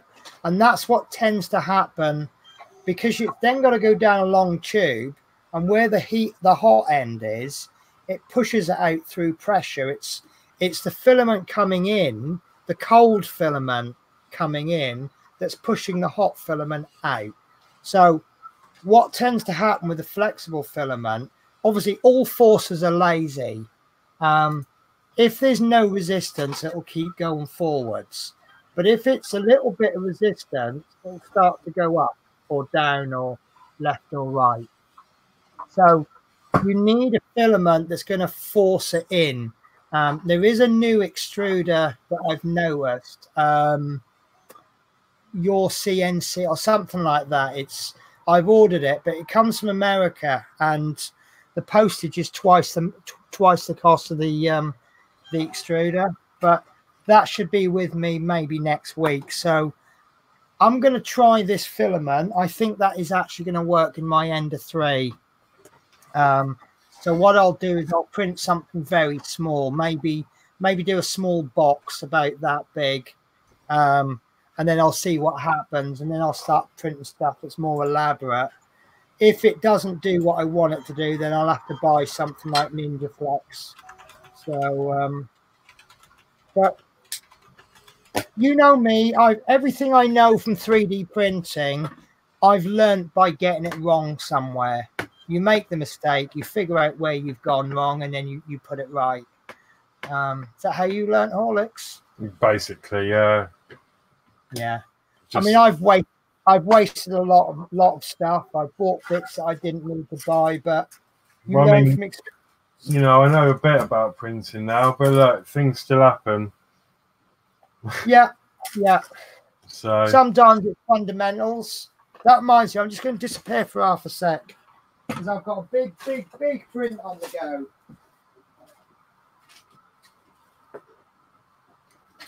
I can't show any comments, but yeah, what's the next week's issue? Yeah, it's going to be the frame for the upper deck. We did go through that. Yeah, there is lots of types of filament. The problem is, when I got my printer, it came with literally, I can show you this as well. I ended up with a box of scraps. So there they are. Yeah. In amongst they all look like PLA to me. Yeah, they're all PLA, and in amongst it was this stuff here that's really flexible, and it's like a giant rubber band. And I've done a little test print with this, and there it is, and it's really squidgy. And I've tried filing it, doesn't want to do anything. Yeah, it's really flexible, and it's really bouncy as well, because it's like rubber. So I don't know what type of filament this is then, because I assumed it was what you ordered, but yeah, this is literally like a rubber band. The limited knowledge I've got with flexible filaments is that you've got different degrees of flexibility. This has got a bendable texture to it. So I think what will happen is if I made a box and then dropped it, that would be good for phone cases. Yeah, if I made a phone case out of it and dropped it, it'll bounce a bit, but it's not really. It'll be flexible, but it won't be stretchy.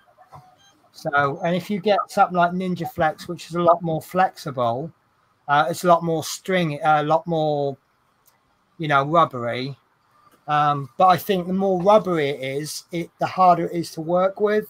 So maybe with that being a cheaper one, it's probably like I'd call it a beginner one, a beginner flexible. It's very expensive though. It works out 6 times the cost of PLA, and you only get seven. Well, you get a half. Did I get 500 grams or did I get 750? I can't remember now. 500, wasn't it?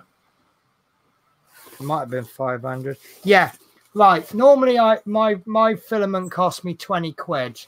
This is a half roll, and it cost me 32.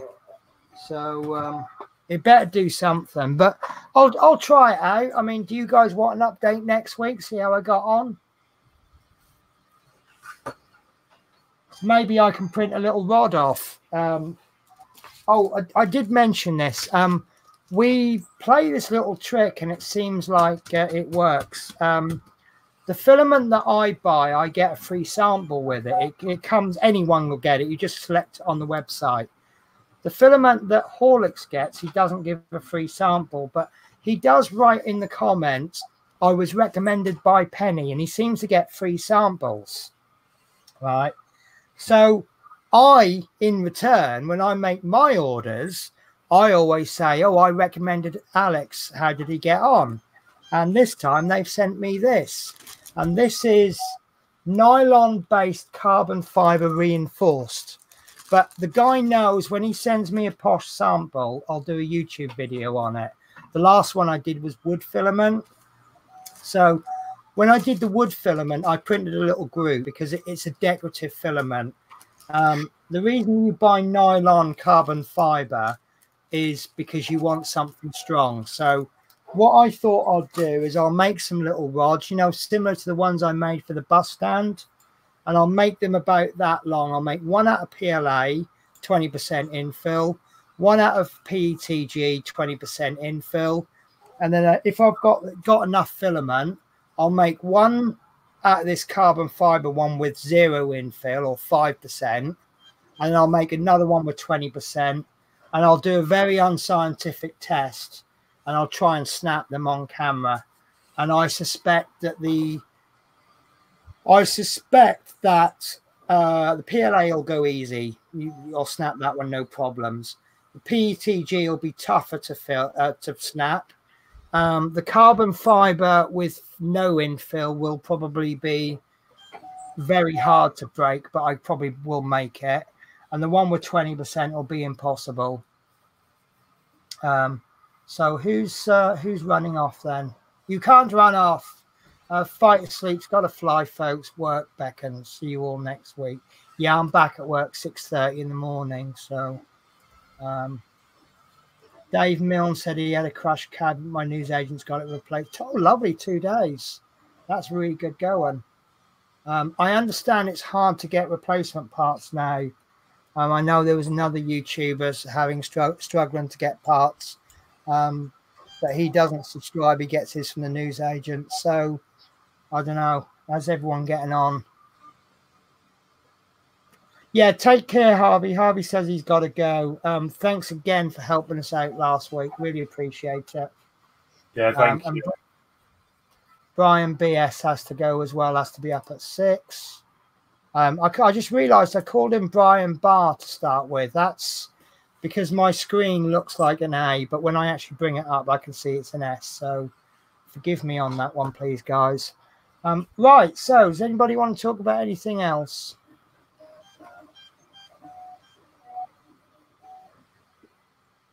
I didn't see one comment about my joke that I started the stream off with. I thought we'd do the old picture. I laughed when I saw that.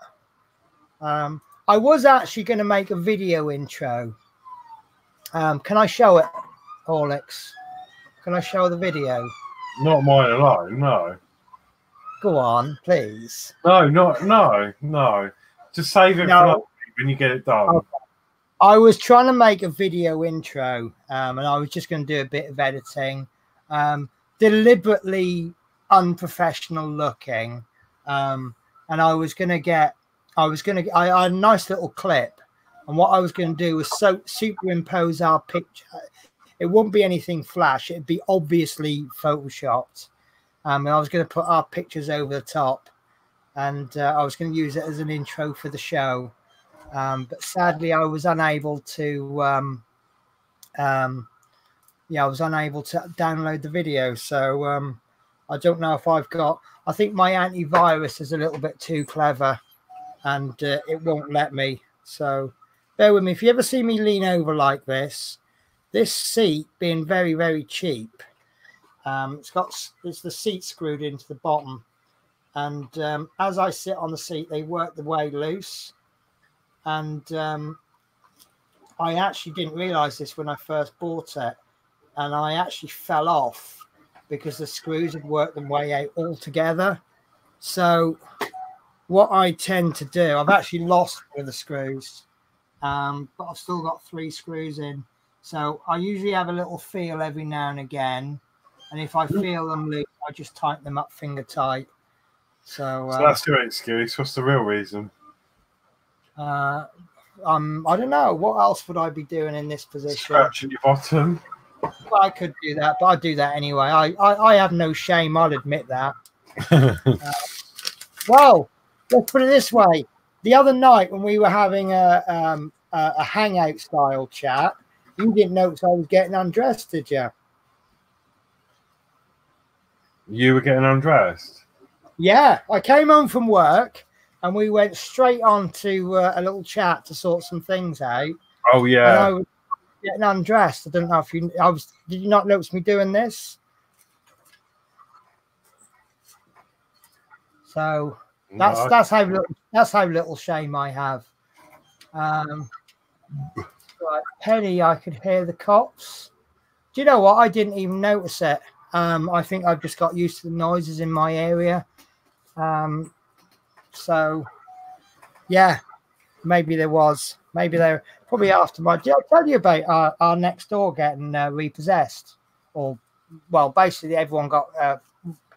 Basically, what had happened? The 2 houses, one next door and the one over the road, got raided. Apparently, they found £250,000 worth of cannabis growing in there. And I just thought, well, they could have come round and offered us a joint, couldn't they? But no. And I never realised. I know a couple of doors down, they're a little bit, well, I suppose what the sort of person my mum would say are undesirables. You know, they drink quite a bit and they smoke cigarettes, but nothing antisocial as far as I'm concerned. So Mark Knight thought I had wind. So yeah, so back to the screwing again next week, which now that makes me happy because it's the result, not the work. Yeah. I also need to get working with Dave Say to get him using the yard. I now call this the yard. We were still calling it a hangout, and it's a bit weird. Oh, do you fancy a hangout? And then we use StreamYard. So now I tend to say I'll meet you in the yard. But I'll tell you a couple of really good things about this. I'm going to be really, really brave now. Let me just.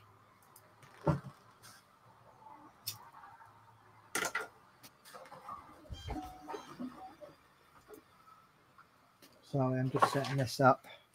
Right.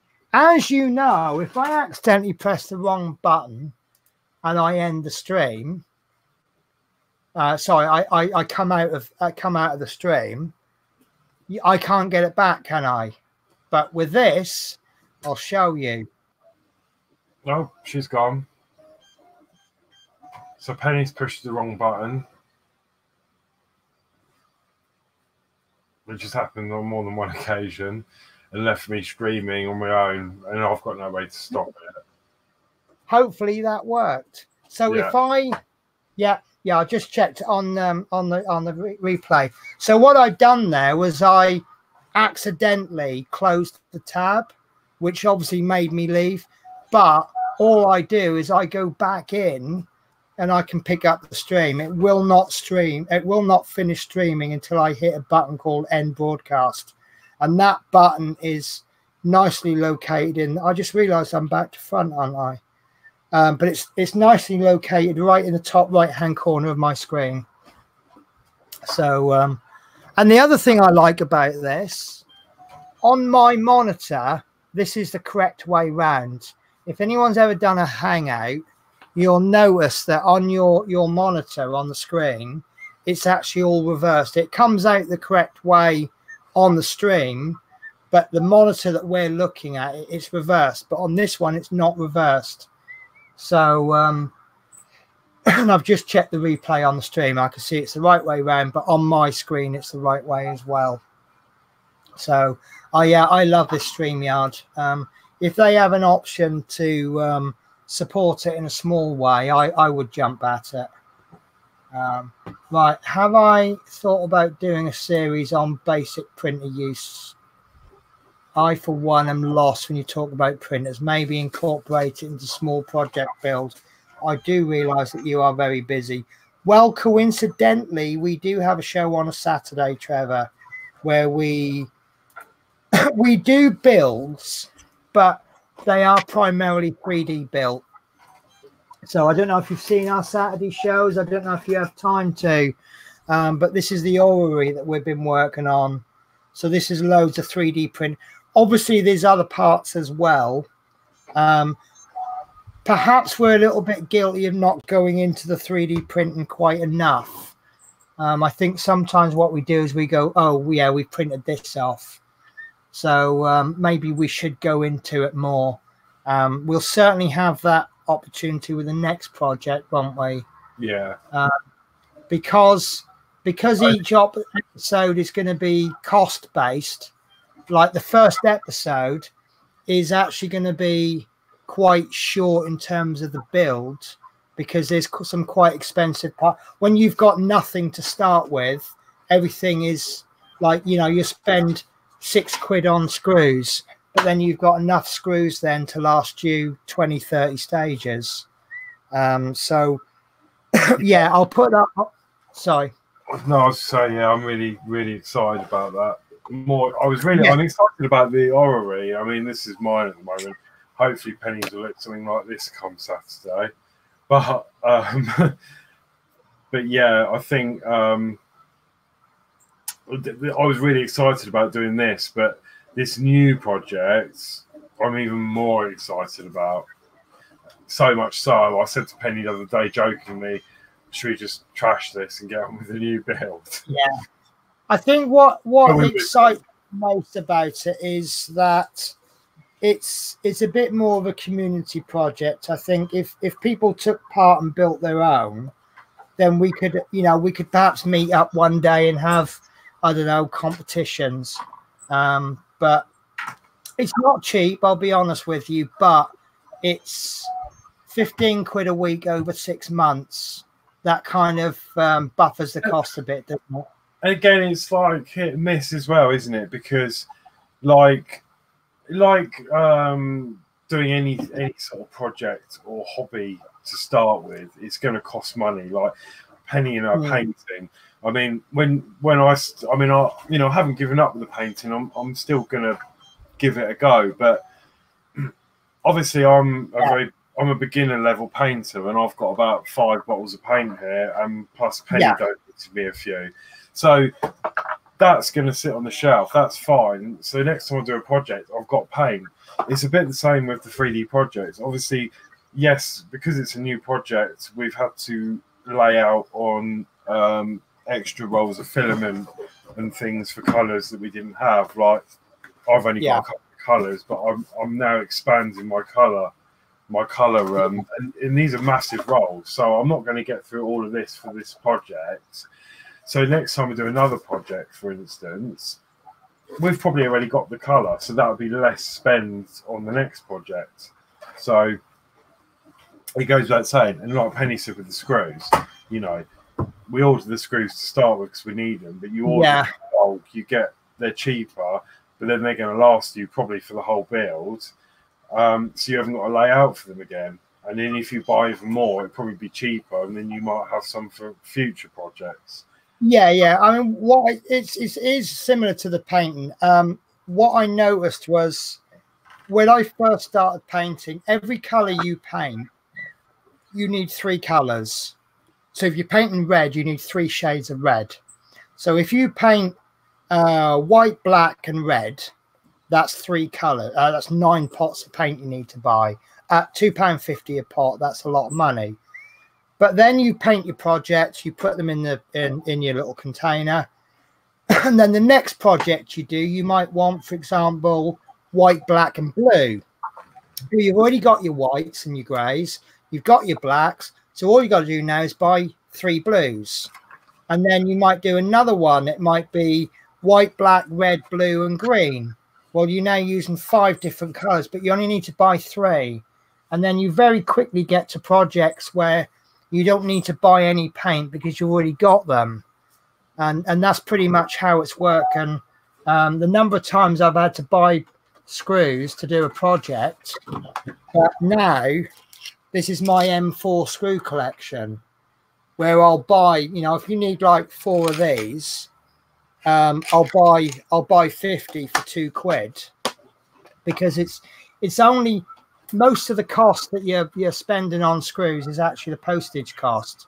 So they disproportionately increase in price. It'll be like £1 for 4 screws or £2 for 50. So you might as well buy 50. Marty McFly said, is some chat invisible?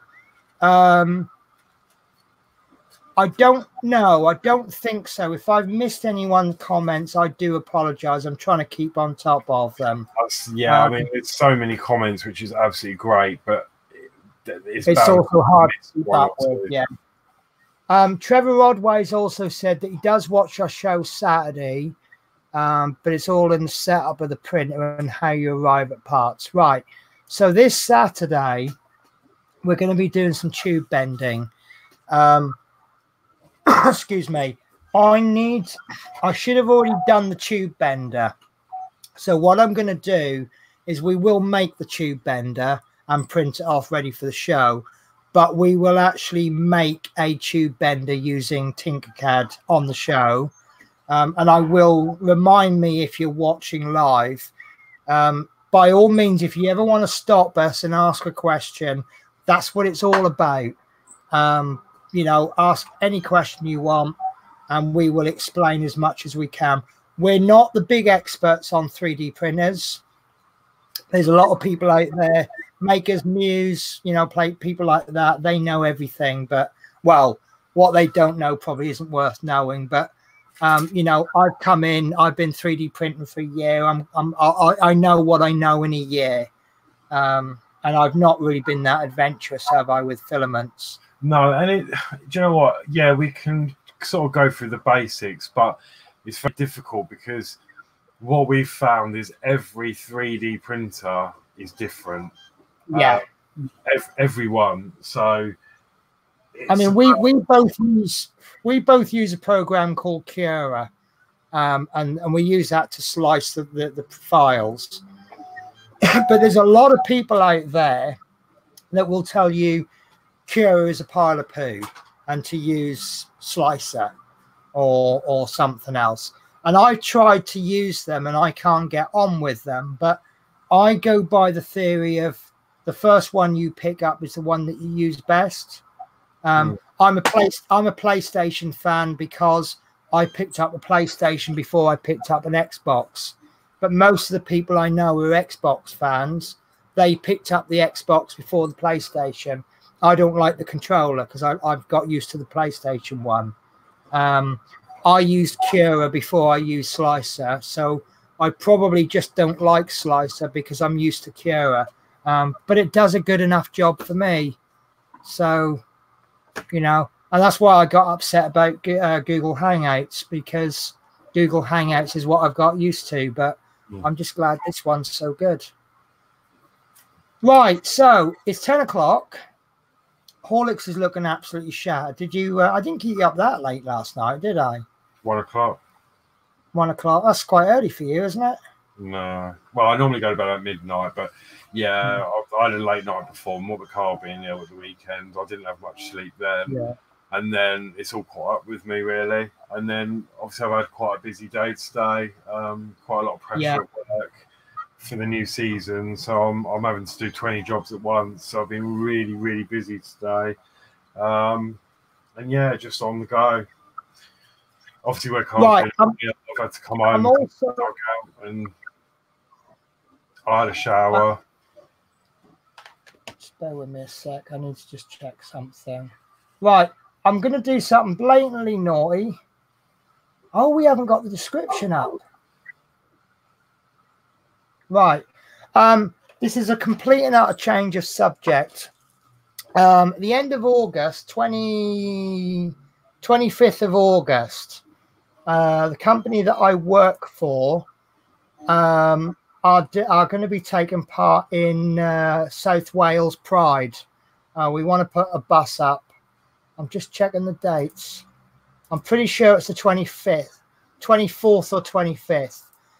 We haven't got that much uptake for people taking part.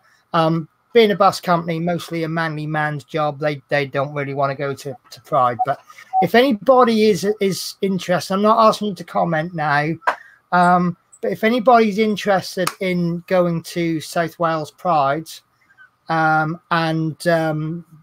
having a ride on one of our buses as part of the parade, drop us an email and I can see what I can do for you. I suspect if you're going to be part of our parade, it'll give you free entry. So that'll save you £7.50. But don't go because you just, it's, you know, go because you want to go. So is anybody interested? Sorry to hijack our Route Master email. Or you can drop us a message on Facebook. I can't see the description. I don't know if the description's come up. So after the show's ended, I'll make sure the full description is up. So yeah, sorry to steal that one. But I'll do what I can to try and help the company because I love my company now. I have been so happy in my job. So when I applied for this job, I said to the manager at the interview, I said, I'll be honest with you. I said, I do flip from job to job. I get a bit bored after about 6 months. And I really cannot honestly say if I'll be here after 6 months' time, but I'll give it 100% while I'm here. And I think she took the attitude, okay, we may not have her after 6 months, but she's not going to cost much to train up because she's already an experienced driver. And if we just get 6 months out of her, that just takes a little bit of pressure off the duties. And I'll have been in Newport for 2 years in next month. 3rd of September, I think I came. I came here for a few months with agency. So officially I've been here just over 1.5 years, but as a employed, but I've been working for or behalf of Newport for 2 years next month. So I don't know why I'm still here, but I'm still happy here. I've gone through phases where I'm a bit unhappy, but I think you do with every job, don't you? Yeah. So, but yeah, right now. But I think the reason I love it is because I shall go in tomorrow at 6:30 in the morning. I've had days where I've done a 13.5-hour day and only had 30 minutes worth of break. Not all driving. Sometimes we get a newbie, you'll say, oh, I'm really not sure about this route.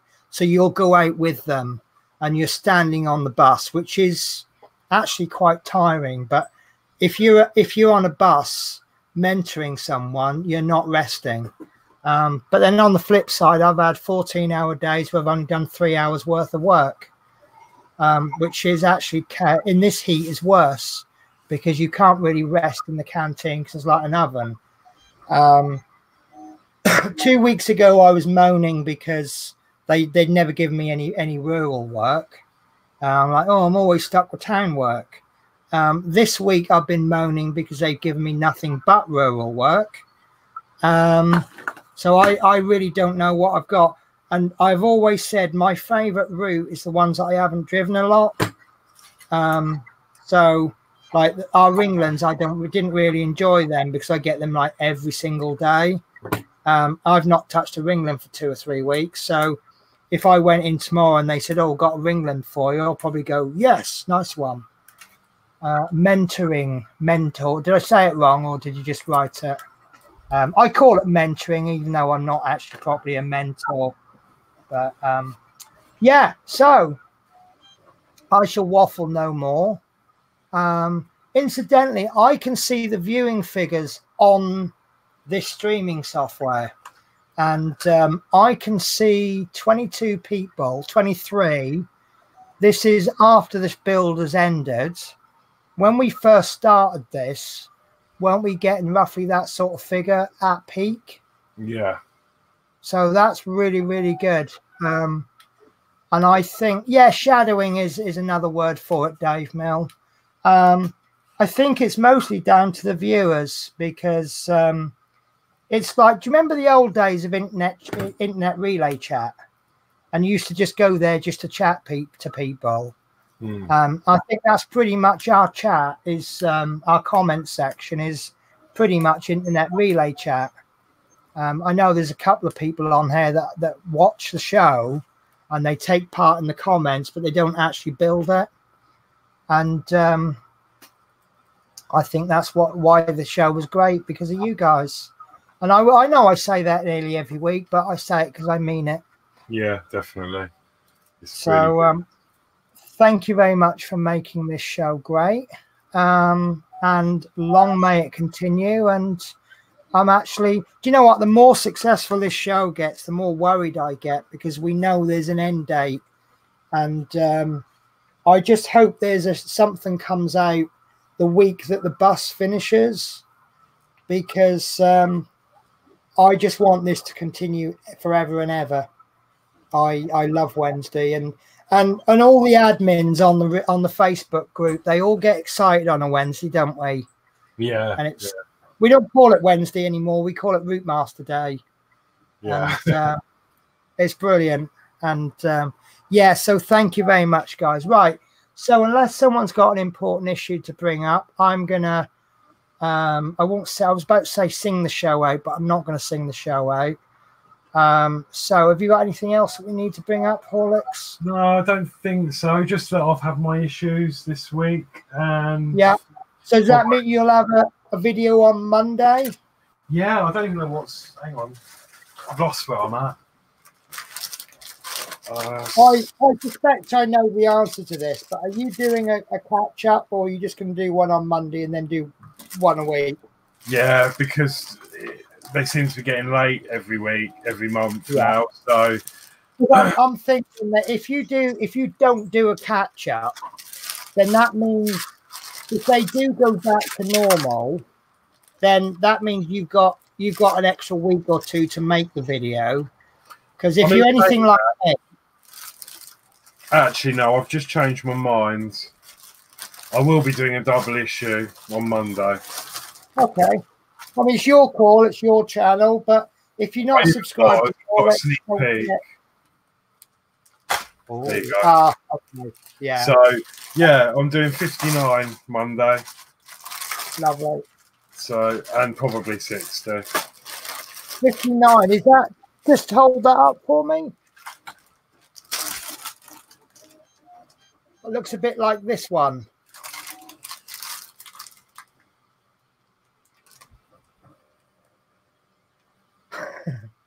No, I've done well.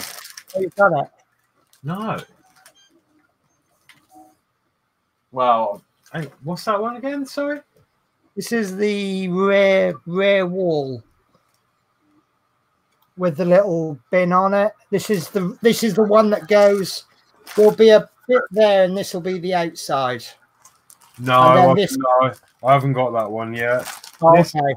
This has been sat on my shelf for ages. This is something to do with. I think this is the cupboard under the stairs. Oh, okay. So you've already done that bit then that I just held up. No. No. Okay, you got that to come then. Yeah, because I've got to build the stairs first, haven't I? So you build. That reminds me, I've still got that bit of silver paint to do on my cupboards, because I found it didn't quite go all the way round enough. So I've just got to touch that paint up. But, you know, do I want to go chrome paint? Mine's all about the stairs for the next few weeks. I've got up to 62, and that's got the pole on it. And then the more the side of the stairs, and the cubby hole under the stairs. So yeah, it's all about the stairs for me. Yeah. So unfortunately, I'll give James a mention. So James Tubridy, Oh my, I can't believe I'm late again. Yeah, and we're just about to end the show. And he loves the new setup. Yeah, this setup came around by accident. They no longer do Google Hangouts on live streaming anymore. So we were desperately, frantically finding something alternative. And we came across this thanks to a lovely chap called Harvey. And he did pop in earlier on, but he's had to go. And yeah, if it wasn't for Harvey, we probably wouldn't be streaming tonight. So, right. Okay. So I'm going to say my goodbyes and I'll hand over to Horlicks. So thank you very much, guys, for watching, and thanks for making it a success. And thanks for being patient with me last week. I really appreciate that. So, yeah, I'll say goodbye. I will see you next week when we will be working on a strengthening bit for the upper deck. And I will we'll finish the show with Horlicks. Oh, hang on. Hang on. There we go. So I was trying to make it fully you. Oh, okay. Me. Yeah, no, thanks for watching as always. Lovely to see you all. Yeah, sorry, I've been a bit tired. I have some weeks, depending on what busy day I've had at work. So, but no, yeah, thanks for watching and see you all Saturday evening if you watch the Saturday show. If not, see you Wednesday. Yeah, I mean, I hope to see you all Saturday because we will be announcing the new project. Yes. But obviously, you watch what you can watch, and I know I don't watch everything on YouTube because there's just too much. But yeah, if you do miss it, it'll be available afterwards anyway. So yeah. Right. Take care, guys. Bye-bye. Yeah, bye. See how long it takes.